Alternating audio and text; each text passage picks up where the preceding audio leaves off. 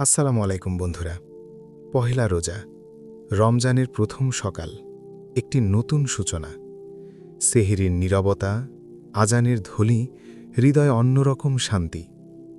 রাসূল সাল্লাল্লাহু আলাইহি ওয়াসাল্লাম বলেছেন, রমজান এলে জান্নাতের দরজাগুলো খুলে দেওয়া হয়, জাহান্নামের দরজাগুলো বন্ধ করা হয়।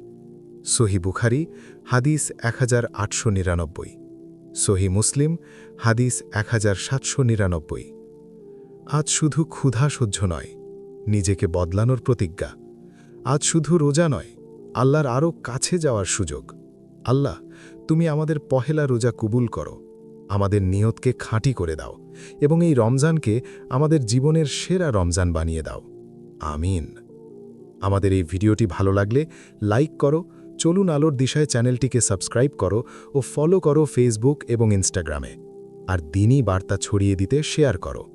আবার দেখা হবে নতুন ভিডিওতে ইনশাআল্লাহ। আসসালামু আলাইকুম রহমতুল্লাহ।